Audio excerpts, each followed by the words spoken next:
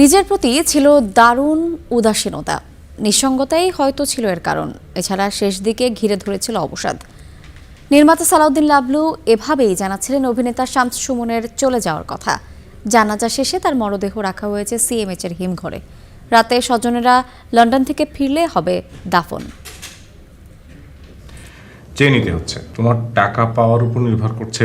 নিঃসঙ্গতায় খুঁজেছেন প্রাপ্তির অনেক কিছু, মৃত্যু দিয়ে যেন পূর্ণতা পেল সেই প্রত্যাশা।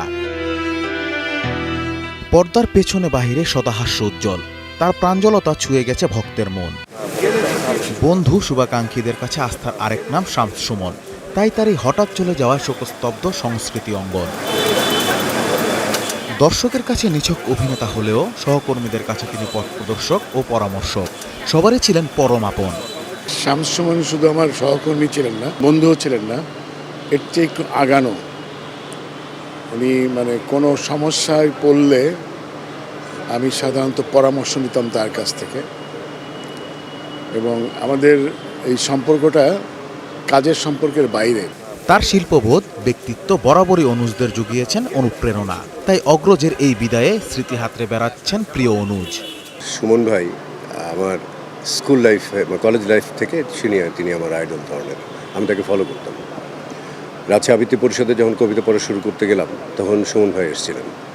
সুমন ভাইয়ের কি পরে পাঞ্জাবি, ছোট ছোট জিন্সের প্যান্ট, এত সুন্দর কথা বলে আর এত চমৎকার কবিতা পড়ে, আর কবিতা সিলেকশনগুলো এতই অসাধারণ থাকে যে আমি তার রীতিমতো ভক্ত। বাকপটুতা আড্ডায় মাতিয়ে রাখতেন শুটিং ফ্লোর। সেই মানুষটি বিদায় নিলেন নিঃসঙ্গতার গ্লানি সঙ্গে করে। নিজের প্রতিও ছিলেন উদাসীন। শামস সুমনের যেটা একটা বিশেষ দিক হলো, ও ভিতরে ভিতরে অনেক ইন্ট্রোভার্ট ছিল, কিন্তু বাইরে আমাদেরকে দেখাতো খুব এক্সট্রোভার্ট। ও সবসময় হাসি খুশি থাকতো, মজার মজার কথা বলতো, কিন্তু ভেতরে তার যে নিঃসঙ্গতা, যেটা আমরা এখন শুনতে পাচ্ছি, অনেক বেশি ডিপ্রেস থাকতো।